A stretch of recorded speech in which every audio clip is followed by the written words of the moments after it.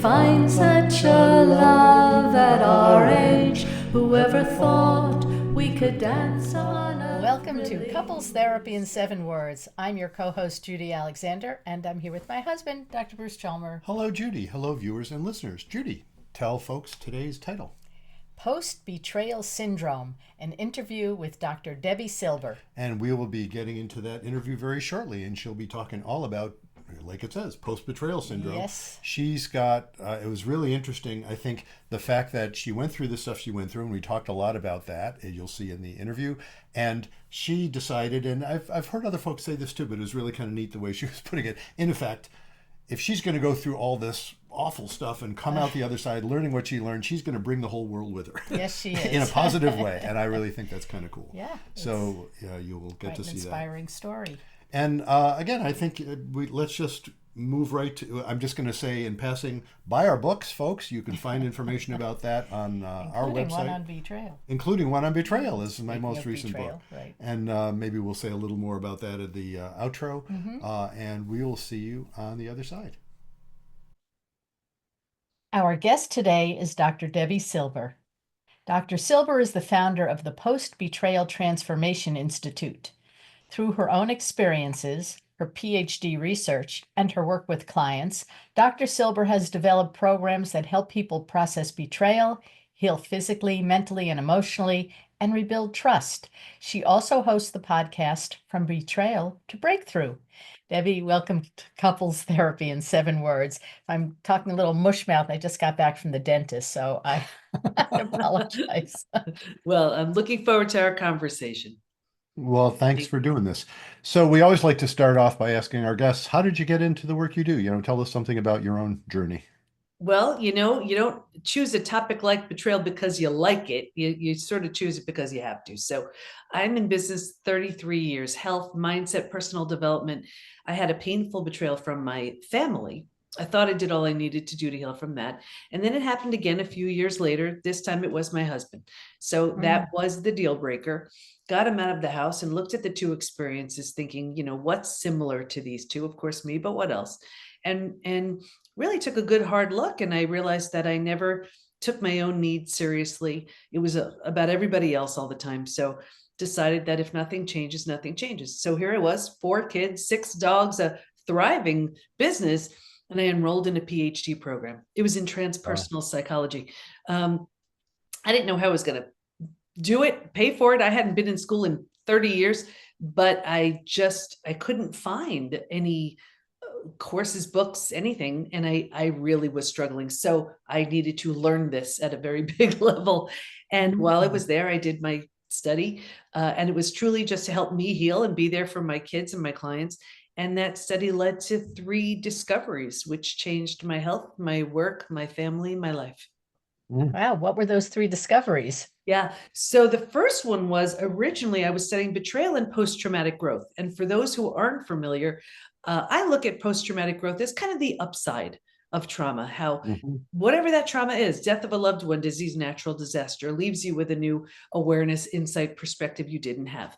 But I had been through death of a loved one. I'd been through disease. And I was like, betrayal feels different for me. I didn't want to assume it was the same for everybody else. So I asked my study participants, I said, if you've been through other traumas besides betrayal, does it feel different for you?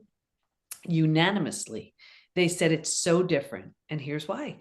Because it feels so intentional, we take it so personally. Yes. So the entire self gets shattered. Rejection, abandonment, belonging, confidence, worthiness, trust. They're all destroyed. Like when you lose someone you love, you grieve, you're sad, you mourn the loss, life will never be the same. But you don't look back at the relationship and question. You don't question it. You don't question your ability to trust. You don't question your sanity. With betrayal, you do. So it didn't quite qualify as post-traumatic growth. It was sort of like post-traumatic growth. The invitation was to rebuild your life plus rebuild the self. So I coined a new term, PBT, Post Betrayal Transformation, the complete and total rebuild of your life and yourself after an experience with betrayal. So the first discovery was betrayal is in fact a different type of trauma that needs a very different way to heal. Huh. And number 2? Sure. So the second one was that there's this collection of symptoms, physical, mental, and emotional, so common to betrayal, it's now known as post-betrayal syndrome. So we've had over 100,000 people take our post-betrayal syndrome quiz on our site to see to what extent they're struggling. And a few things about this. We've all been taught time heals all wounds, right? Well, I have the proof that when it comes to betrayal, that's not true. And I'm Yes, sure you indeed. see this as From well, their right? time wounds all heals. That was I like that, but I wish it were I true. think that was Oscar Wilde, maybe. I'm sorry. Yeah, no, it is, we have a question on the quiz that says, is there anything else you'd like to share? And people Uh-huh. write things like, my betrayal happened 35 years ago, I'm unwilling to trust. My Mhm. betrayal happened 15 years ago, it feels like it happened yesterday. So Yeah. we know we can't count on time. We can't even count on a new relationship to heal it. Until and unless that healing is deliberate and intentional, it will follow us around in our work, in our health, and in our relationships. And every few months I pull the stats from the quiz. Happy to share them if you'd like to hear them. Yeah, actually, I'm curious about that. What are people She's saying? a statistician. too. Yes, before I was a psychologist, I was a statistician. But Love in fact, my statistics. first book was a statistics textbook in 1986. That's Oh how my far back goodness. I go. So Oh, so I'm an I old asked the right, statistician. I asked the right Yeah. You person. got the right one here. Besides, it would have been an awkward moment if you said no. Okay. As much as I'm going to share the stats, I want you to hear the symptoms. I want you to hear these numbers. Okay, so 100,000 people, just about every country's represented, men and women. 78% constantly revisit their experience. 81% feel a loss of personal power. 80% are hypervigilant. So imagine what that's like walking around that way. 94% deal with painful triggers. And I'm sure these numbers are no surprise to you. The most common physical symptoms, 71% have low energy, 68% have sleep issues, 63% have extreme fatigue. So you sleep all night, you wake up, you're exhausted, your adrenals have tanked. 47% have weight changes. So in the beginning, possibly they can't hold food down. Later on, they're emotionally eating, they're using food for comfort. 45% have a digestive issue. And that could be anything, Crohn's, IBS, diverticulitis, you name it. The most common mental symptoms, 78% are overwhelmed, 70% are walking around in a state of disbelief, 62% can't concentrate. So now imagine you can't concentrate, you have a gut issue, you're exhausted, you still have to work. You still have to raise your kids, take care of your elderly parents, whatever you have going on. That's not even emotionally. Emotionally, 88% experience extreme sadness. 83% are very angry. And you're going to bounce back and forth between those two all day long. I'll just read a couple of more. This one got me. 84% have an inability to trust. Think about what an inability to trust would do to your work, your relationships. 67% prevent themselves from forming deep relationships because they're afraid of being hurt again. They put the big wall up, keep out the good ones and the bad ones. 82% find it hard to move forward. 90% want to move forward, but they don't know how. Yeah. Wow. It's interesting, from my old statistician brain, you're describing, excuse me, you're describing what post-betrayal syndrome looks like. I do, of course, note what you have is a self-selected group, all of whom are attracted to that by the fact that they're still suffering from betrayal. So that's not those statistics wouldn't apply to anybody who's ever been betrayed. They apply to people who are still hurting from it, which is a big, important bunch of people. So what you've got there is a really interesting description of that subset of people who haven't healed from betrayal yet. And that's an interesting bunch of data you got there. Yeah, and what I found is so interesting, in addition to these numbers, was these numbers weren't necessarily from a recent betrayal. This could be, right? This could be from the parent who did something awful when you were a kid. This could be from the partner who broke your heart in high school. So this person may not know, care, remember, they may not even be alive. And here we are, decades later with these symptoms because of something left unhealed. The good news is you can heal from all of it. That was the third discovery.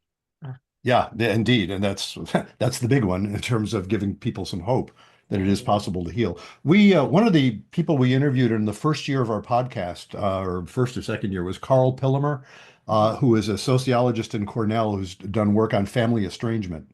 And that phenomenon of people who have been carrying it around for decades. Oh yeah. He writes a lot about that, and that's incredibly common. Hmm. And he also writes about a subset of people who were able to reconcile, or at least tried to reconcile, all of whom were glad they had at least tried. And the ones who succeeded are, it's an amazing amount of healing they're able to do Oh by yeah. being able to reach across that and actually, achieve some kind of reconciliation. And it wasn't for lack of trying it. And just to close the loop on my story, rebuilding is always a choice, whether you rebuild yourself and move along. And that's what I had to do with my family. It simply wasn't an option to heal with them. Or if the situation lends itself, if you're willing, if you want to, you can rebuild something entirely new with the Mhm. person who hurt you. And that's what I did with my husband not long ago, is to completely transform people. We married each other again. Ah, New rings, wow. new vows, new dress, and our 4 kids as our bridal party. So I understand what it looks like to not have the option to rebuild with the person who hurts you, as well as knowing what's involved in rebuilding Yeah. something entirely new. That phenomenon that, especially in a marriage, that if you're going to rebuild trust, it's going to be a new relationship. Oh, And lots of people have pointed that out. I pointed that out. It's interesting. The folks that come to me, and it's a substantial majority of when betrayal is mentioned, most of the time, not all, but most of the time, what I'm dealing with is infidelity of one kind or mhm, another. mhm, And when that's what the couple is coming in with, the couples that come in and say, we just want to go back to how it was, things were fine, and this was terrible. And of course, what I claim is they're not displaying the one characteristic that helps people get through this, which is faith of all things. I don't mean religious faith, but mhm. the idea that would say, no, you have to accept what happened as meaningful and work with it. You can't just deny it. You can't just go back to how it was. How it was is what led you to where you were. So, I always find a story like you're telling, I always find it very inspiring. You were able to recognize, okay, we have to be transform people. We have to be people who have learned from this experience. It was meaningful. You've learned. Now you can get on with it, and it's really cool that you were able to do that. New dress and everything. Yeah, new dress, new ring. It was, and what was so challenging about that is, here I am. I'm so sensitive. Integrity is my highest value. There wasn't a cell of me that was okay with any of it. So that was the deal breaker. And I truly, I said, I just have to heal. I have no idea how I'm going to do this. But I do remember a moment going through, well, as I was doing the study, I said, I have no idea how I'm going to heal from this, but if I do, I'm taking everybody with me. That was like the only justice. It felt like I could make this okay Yeah, if millions of people could learn and be served as a yeah, yeah. result. And they are now through the third discovery, which is the 5 stages. Happy to share that if you want to. That's Please do. that's our next question. Yes, tell us about the 5 stages. Okay. When this showed up, this was for me the most exciting of the 3 discoveries, because this was the roadmap. And I'll never forget my study chair saying, Debbie, I believe you've discovered a process here. And in like the nerdiest kind of way, I thought my head was just going to fly right off my body. I mean, this was exciting. And what was discovered was, while we can stay stuck for years, decades, a lifetime, and so many people do stay stuck, if we're going to fully heal, and I mean fully heal, going from those symptoms of post betrayal syndrome that I just shared to this completely rebuilt place of rebuilding your life and yourself, we will move through 5 proven predictable stages. And what's even more exciting about that is, we now know what happens physically, mentally, and emotionally at each one of those stages. And we know what it takes to move from one stage to the next. Healing is entirely predictable.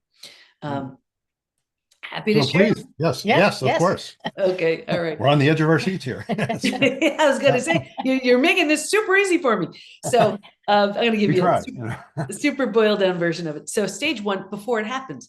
And if you can imagine 4 legs of a table, the 4 legs being physical, mental, emotional, and spiritual, what I saw with everybody, me too, was a heavy lean on the physical and mental thinking and doing, and kind of neglecting or ignoring the emotional and the spiritual feeling and being. So if a table only has two legs, it's easy for that table to topple over. That's us. That's not to say if you are neglecting the emotional and the spiritual, you will be betrayed. It was just a typical profile that I saw. Stage 2, shock, trauma, D-Day, discovery day. By far the scariest of all of the stages. And this is the day you get the news. It's that person sort of takes the mask off and reveals who they've been. It's that psychological earthquake, where your world is now before and after it happened. And this is the breakdown of the body, the mind, and the worldview. So right here, you've ignited the stress response. You're headed for every single stress-related symptom, illness, condition, disease. Your mind is in a total and complete state of chaos and overwhelm. You can't wrap your mind around what you just learned and experienced. It makes no sense. And your worldview has just been shattered. Your mental model, the rules that govern you, that prevent chaos, don't go there, trust this person, these are the rules, and in one earth-shattering moment or series of moments, everything you've been trusting, counting on, every rule you've been following is no longer. The bottom has bottomed out and a new bottom hasn't been formed yet. This is terrifying. And everybody remembers their D-Day. But think about it. If the bottom were to bottom out on you, what would you do? You'd grab hold of anything or anyone in order to stay safe, right? And stay alive. And that's stage 3. Survival instincts emerge. This is by far the most practical out of all of the stages. If you can't help me, get out of my way. How do I survive this? Where do I go? Who can I trust? Here's the trap, though. This is the most common place we get stuck. And here's why. Once we've been able to survive our experience, because it feels so much better than the shock and trauma we just came from, we think it's good. We're like, okay, I got this. And because we don't know there's anywhere else to go, we don't know there's a stage 4 or stage 5. Transformation doesn't even begin until stage 4. But because we don't know that, we plant roots here, we park here. And 4 things happen. And I imagine your clients and patients are coming to you in stages 2 and stage 3. The first thing is it's the victim mindset. It's the secondary gain. It's the small self benefits. We get to be right. We get our story. We love our story. We get someone to blame. We get sympathy. And well, we come up with the story we love. Yeah, exactly. Who is it? Jonathan Haidt, who points out we are not thinking creatures who feel. We are feeling creatures who think. We make up our stories to be able to feel better. So of course we come up with stories we love. That's how we come up with them. And you can tell when that story is so well rehearsed. I hear it and I'm like, oh, this person is deeply rooted in stage 3. They have said this and shared this that exact way thousands of times, themselves and others. Yeah. And then, here we have our story. And so we plant these roots and now we're here longer than we should be. We're not supposed to, but we don't know that. And so now we start thinking, maybe it's me. Maybe I'm not enough. Maybe I caused it. Maybe this, maybe that. So we plant deeper roots. And now because these are the thoughts we're thinking, this is the experience we have. These are, this is the energy we put out. Well, like energy is attracting like energy. So now we start having experiences and new relationships even to confirm this is where we belong, right? And because we're so miserable, but we don't know there's anywhere else to go, right here, we start numbing, avoiding, distracting. So now we'll use food, drugs, alcohol, work, TV, whatever. We do it for a day, a week, a month. Now it's a habit, a year, 10 years, 20 years. And I can see someone 20 years later and say, that emotional eating you're doing or that drinking, do you think that has anything to do with your betrayal? They'd look at me like I have 2 heads. I said, it happened 20 years ago. All they did was put themselves in stage 3 and stay there. Does that make sense? Yeah. Yeah, it fits. It's interesting because I have a spiel that I regularly give people about the difference between stability and intimacy. And what I'm mapping, maybe I'm trying to force it onto it, I don't know, but mapping what you were just saying onto that, people are at the point where they're shutting off intimacy because it's too dangerous. They're not actually able to be honest with themselves and others, and they're doing it to avoid the anxiety. And when you've been through betrayal, that's not a bizarre thing to do when you've been through that level of shock. The same thing I often point out to people, PTSD isn't the workings of a diseased brain, it's the workings of a healthy brain.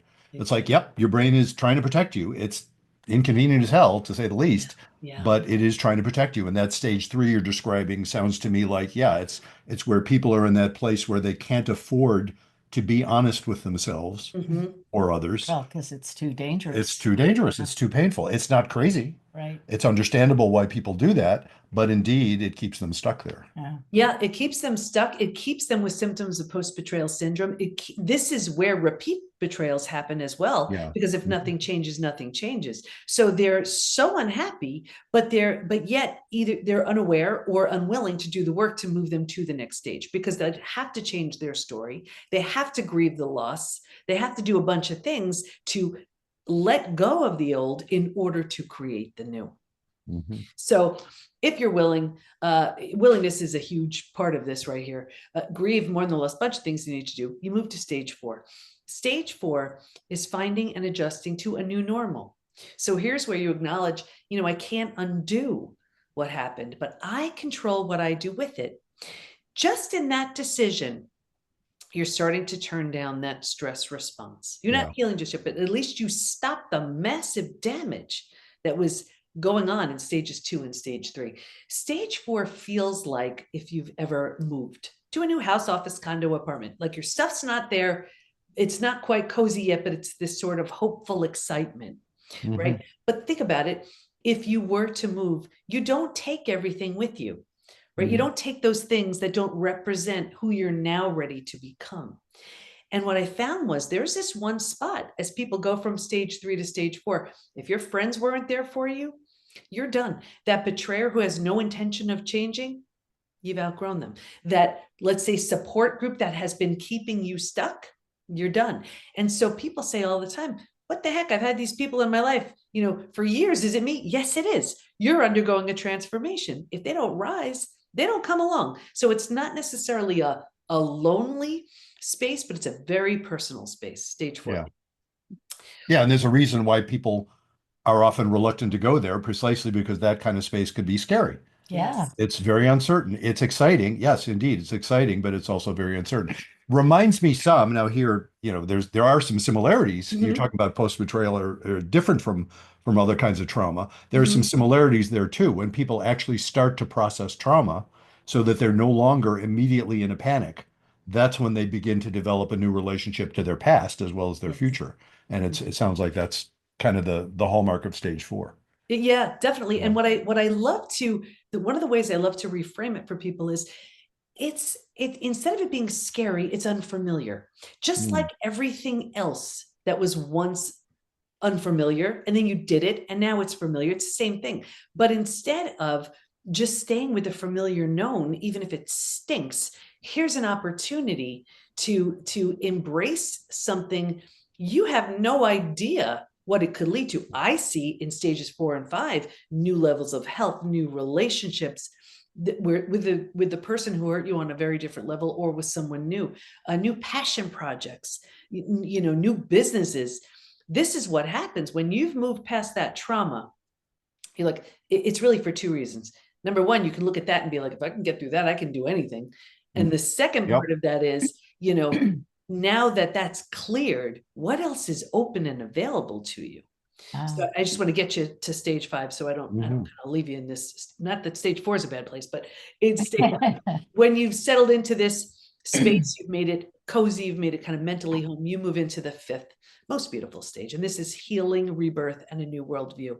The body starts to heal. Self-love, self-care, eating well, exercise. You didn't have the bandwidth for that earlier. Now you do. The mind is healing. New rules, new boundaries, based on the roads you just traveled, and you have a new worldview based on everything you see so differently and so clearly. And the 4 legs of that table, in the beginning, it was all about the physical and the mental. By this point, we're solidly grounded because we're focused on the emotional and the spiritual too. Those are the 5 stages. Yeah. Well, that's yeah, it's funny, but I had prepared a few questions, and of course you've covered that sense. One of the ones I was going to ask, what does healing look like? And you sort of described it, Yeah. what it feels like, that sense that, okay, now you have possibilities, and again, exciting and maybe sometimes a little scary possibilities as well for intimacy with the world, Mhm. for being able to interact with the world in ways that aren't predictable but feel very alive, Yeah. in ways that maybe for all that whole period of time stuck in stage 3 you weren't able to do. So what does stage 5 look like? If I Stage could 5 ask looks that. like, here, I can give an example that so many people can relate to. Imagine two best friends and two women, and they're both, let's say, 30 pounds overweight, and they're fine. They're fine. They get dressed, they look okay. It doesn't stop them from doing anything. They're fine. And if they live that way forever, they'd be fine. But one day, one friend says, I'm so done with the 30 pounds. I'm just done. I want to wear clothes I choose versus what fits. Like, I want to just live in that new body. So she's off on this healthy eating journey and exercise and loses the 30 pounds. So she does, and she feels great. She's got the energy. She feels differently. And she says to the other friend, come on, it's so good over here. And the friend's like, no, I'm good.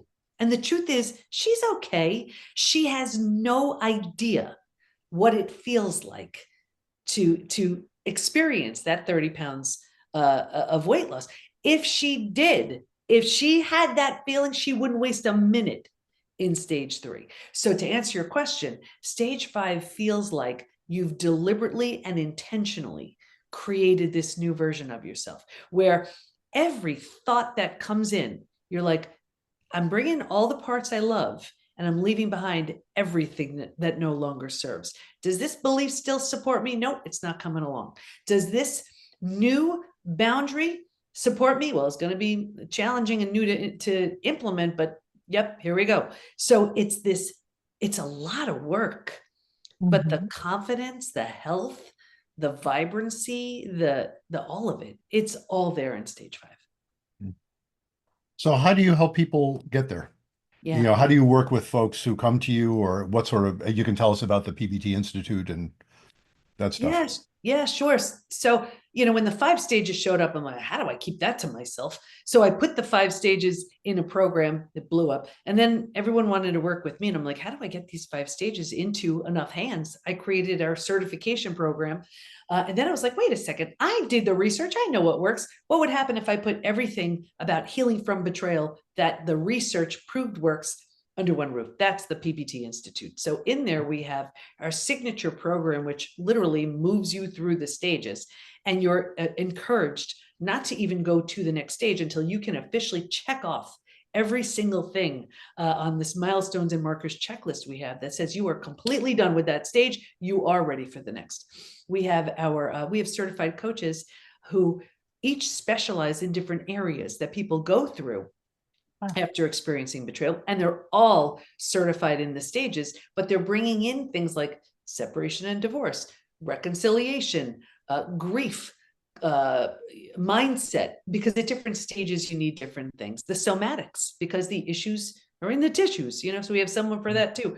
They teach live daily classes, we have master classes, and and then people can work with me at our highest level. So it's if the research proved it helps, it's in there. If it proved it doesn't, it's not. And it's a 3-month program. So Ah, we even have a program for the betrayer as well. uh-huh. Oh, wow. Yeah, I Oh, have a chapter in my book for the betrayer as well. Yeah. And one of the things I find fascinating about for the betrayer yeah. is when it comes to, when you've got through the stages, and again, wouldn't necessarily map mine onto yours, but when you get through and are ready to think about rebuilding trust with someone, if you want to stay together, like a couple that wants to stay together, Mhm. the stages of rebuilding trust, people often don't recognize how that's a two-way street, that the one who did the betraying has a trust problem as well. Mm. If only that they have to be able to trust that the person they betrayed could not hate them. They have to be able to trust that they could, no couple wants to be in a state where one's a permanent villain and the other is the permanent probation officer. That's just not how they Exactly. want to live. Yeah. And so that it's a trust process that involves both parties. Mhm. And it's interesting, I'm imagining what you have in your program for the betrayer, but it probably involves that kind of thing. Well, that's Absolutely. And fantastic. it's so I love how you phrase that. and it's like the other day I go on a group call, live on a group call with all of them once a month, and they're in their own community, so there's nothing triggering. I mean, they have their own curriculum, and it's powerful. It's powerful, but I don't. And there's no shaming or blaming, but I don't let them get away with anything. And there was one person in the program, and she said she was a betrayer, and she said, here I'm supposed to, of course, work on my own stuff and then be there for him. It was her husband who she betrayed. And she said, but what if I'm so vulnerable and he's just, doesn't accept it and doesn't. And I'm like, well, now you have a glimpse at what that vulnerability looks like with your husband being willing to do this work with you. And it was, it was a sort of the eye-opening, like, oh, that's what this vulnerability looks like. Wow. It's Yeah. very interesting. Yeah, and often when people do betray, and the vast majority of folks I work with, the betrayer does feel guilty about it. It's rare. I mean, every once in a while I'll meet a couple where the betrayer doesn't think they betrayed or doesn't think it was such a big deal or whatever. But usually by the time they come to me, it's like, no, there's no question about that in the room. Yeah. But Yeah. they are often in that state of trying to figure out, that the fact that they weren't feeling that vulnerability is partly what led them into betraying. Yeah. They were in a way cut off from themselves. Yeah. And Definitely. so, that is a new experience for a lot of folks who've done that to recognize, oh, this feels really scary. Well, yeah, welcome to welcome to relationships. Right. And I mean, think about it too. It wouldn't be just anybody who'd be willing to do a program like Yes. what we have or see you, because it's so confronting. But the opportunity to completely transform is there as well. But they really, I think true healing is a full-on reckoning. It's a crash and burn of the old, and the willingness to do that, which is probably the scariest thing of all, because I think I see so many people just trying to patch it up, but you're patching up what no longer serves. Yeah. Yeah. Yeah. Yeah. Patching up it. Well, again, it's a failure of faith, as I would put it. And it is, it's hard for folks to get there. And I find I always respect wherever people are at in the process. And sometimes people stay in stage 3. Yeah. And I respect that. I mean, it's just fascinating the varieties of experience that I see, because it isn't, I mean, I know this from the stuff that I've written. I have like 3 steps to forgiveness. I love to point out to people, beware of authors who say clever things like there are 3 steps to forgiveness. Because, okay, yes, there are. I mean, Kubler-Ross, 5 stages of grief. Even she said, don't take it too literally. It's not like it goes 1, 2, 3, 4, 5. I mean, you have your 5 stages. They're great. I'm sure they're well supported. Don't take it too literally, because nobody fits perfectly in the boxes, But having said all that, to actually do that, it takes an enormous amount of faith, a courage, basically, to just say, okay, I think it's possible for this to change. And when someone can't do that, there are factors that are, often that's their best choice. Well, It's not always so simple. yeah, and I can tell you there were 3 groups in the study who did not heal. One was the group that was numbing, avoiding, distracting. So they ran to the doctor, put them on a mood stabilizer, anti-anxiety med or something. It may have made the day a bit easier to get through, not without a price. They didn't heal. The second group, they refused to let go of their story. Yeah. That was the known familiar. That was the only thing they could trust and count on, and they were sticking with it. Yeah. And the third group, this was the group where the betrayer had very little consequence. So they did all they could to turn the other cheek, look the other way, tried to put it behind them. I saw 2 things with this group: a further deterioration of the relationship, and this group by far was the most physically sick. Yeah. Well, yeah, it's become somaticized, basically. Yeah. It comes out in the body. Yeah. Yeah. Yeah, that is interesting. I remember working, as you described, the ones who just will not give up the story. I remember working years ago with a couple where the woman was she was so angry at her husband, who had turned out for years had been making use of high-end escort services, without her knowledge, and then she found out about it. And and she was quite explicit. She just wanted him to suffer. And they were dealing with some illnesses Yeah. that it would have been incredibly difficult, especially illnesses in one of their adult kids, would have been incredibly difficult for them to split up. They'd sort of constructed their lives around this. And she just wanted to keep on hating him, basically. That's how it was. And it's so interesting because not that long ago, sometime in the past couple of years, I happened to hear from the guy. His wife had passed away. She had had cancer and died. He had nursed her through it. She was grateful that he had stayed around and nursed her, but still hated his guts. I mean, Yeah. that's kind of how it ended. And he was kind of philosophical about the whole thing. And he came to see me just because he was getting involved in a new relationship, Yeah. what seemed like on a much healthier basis. But it was interesting because there just was no way. And I remember working with that couple, years ago. My hope, of course, was in inviting them to sort of restructure this so they didn't have to suffer so much. Right. And Right. she just I don't want to say couldn't. It was more like you said, she wouldn't. Yeah, I think some Yeah. people enjoy being in the role of the victim because that's their identity. Yeah, yeah. And they Well, think, and if they lose that, it's like, what am I then? yeah, And I then don't. they have to confront their role in They everything. do. Well, and that's the thing, though. I don't think it's only the victim role. I get Yeah. that part, but it's also the part about being right.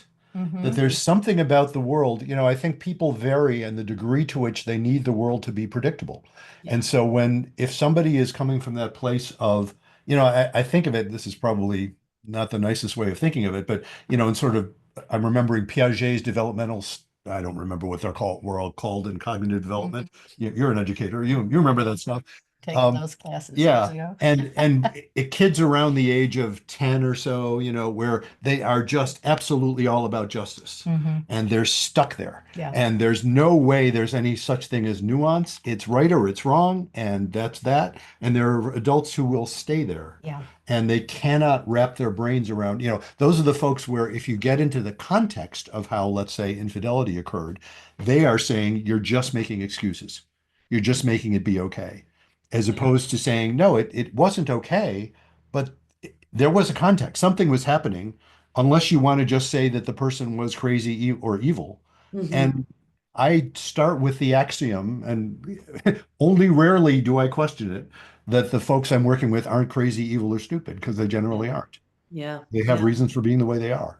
And it's just fascinating when you encounter folks who just won't deviate. I forgot what Piaget called it, but won't deviate from that stage where it's just black and white with respect to right and Well, wrong. I think also think about it with someone betrayed without their awareness or consent, the other person chose to break those spoken or unspoken rules. So they feel they have lost control.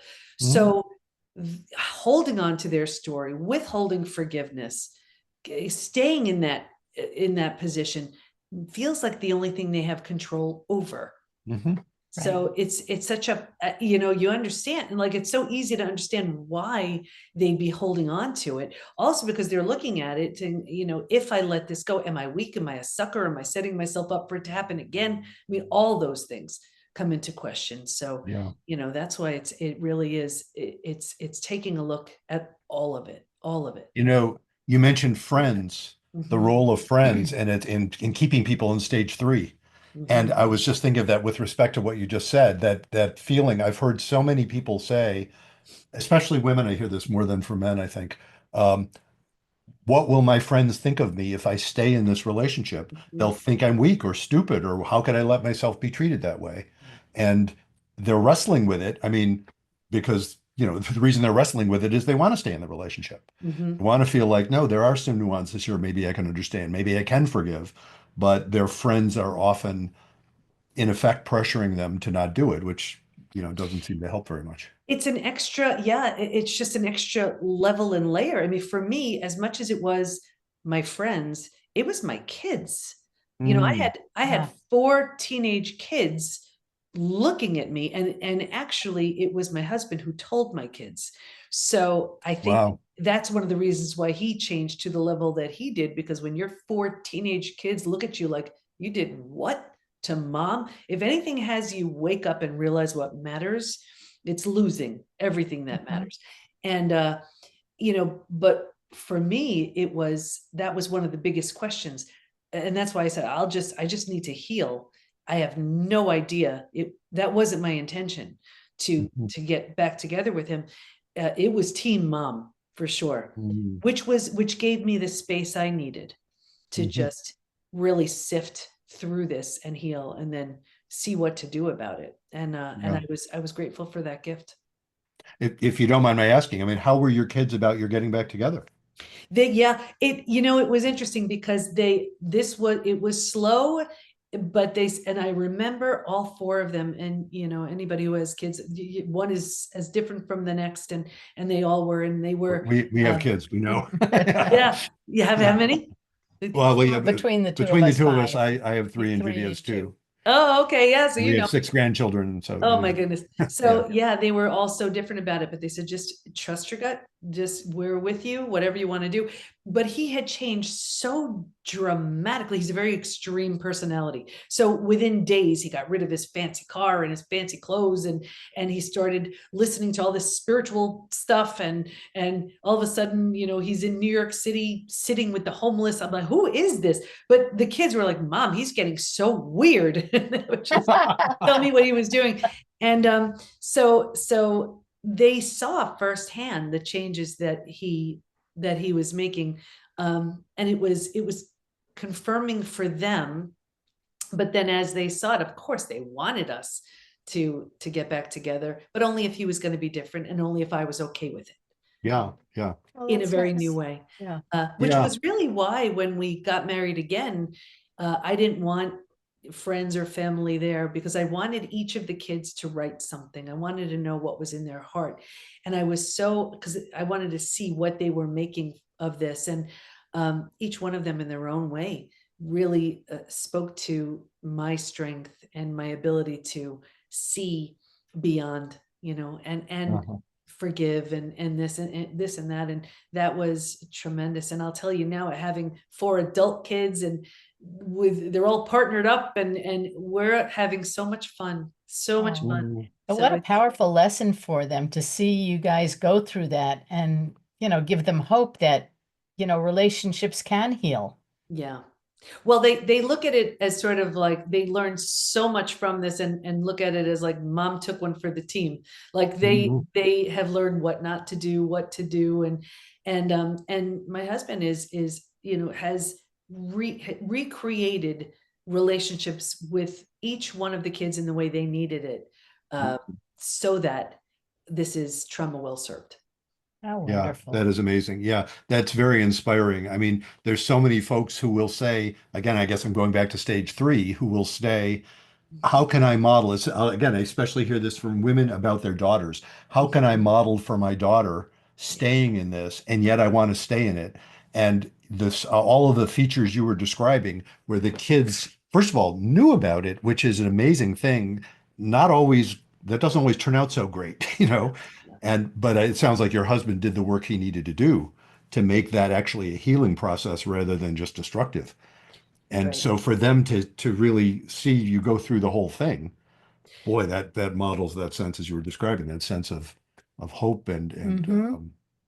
Well, relationships are possible, you know. yeah, I mean, of course, we want to shield our kids from everything, but how do they learn resilience? I mean, think about our greatest lessons. They're not learned because, I mean, in my life anyway, it wasn't because something was easy. It's that my greatest teachers have been the people that have really hurt me the most. Absolutely. If we use it in that way, and I think the kids seeing who he was, who I was, who we've both become, what we've moved through. I am not suggesting it was easy at all, Mm. Yeah. but definitely the hardest thing I've ever done. Enough that I was like, it wasn't even enough to recreate our family. Like I had be found National Forgiveness Day. Like I wanted to take this to a very big level. But it's worth it now. Yeah. Well, so how can people get in touch with you and find out more about what you offer? Oh, thank you. Everything is at the PBT, as in Post Betrayal Transformation, the PBTinstitute.com. Great. We will put that in the notes from this episode. Well, thank you so much for doing this. Thank you so much for having me. It's been so fun talking to you. Welcome back. We hope you found Debbie as inspiring as we did. Indeed. And actually, I don't like to give promissory notes, as they say, but I am scheduled to be on her podcast as well. And I'll be talking about my book, Betrayal and Forgiveness. Right. Well, you two have a lot in common that way. Right. Well, yes. Yes, we do. We certainly do. So we'll be writing about that. And Judy, tell folks about your book. Oh, okay. So that would be The Blue Tent, Erotic Tales from the Bible by Laria Silber. Laria Silber, and one of the things before we started recording with Debi Silber, I was wondering if you guys were related somehow, because you got your pseudonym from your grandmother. That's right. Yeah. That was her original name, I think, back in Russia before they came here, and she became a Silver. Yeah. Anyway, it was Silber. But we didn't figure out an immediate family connection, No. but wouldn't be surprising. I've got a bunch of books out as well, and I hope you'll check that out. If you want to sign up for my newsletter, I have moved my newsletter to Substack, but the way to sign up is the same as it's always been. If you go to our website, ctn7.com, that's ctin7.com, the number 7, for couples therapy in 7 words, you will find there's a place you can just click on to go to sign up for Dr. Chalmers' newsletter, and it'll take you basically to Substack, where you will see my newsletter, and you can sign up for it. And you can sign up for all other good things on ctn7.com. For example, if you would like to be a guest on our podcast, or if you would like to suggest a topic that we address on our podcast, or if you would like to write in a letter to us that we can talk about on our podcast, all those things you can do by going to ctn7.com. And we hope you will do that. And so until next time, remember, be kind, don't panic, and have faith.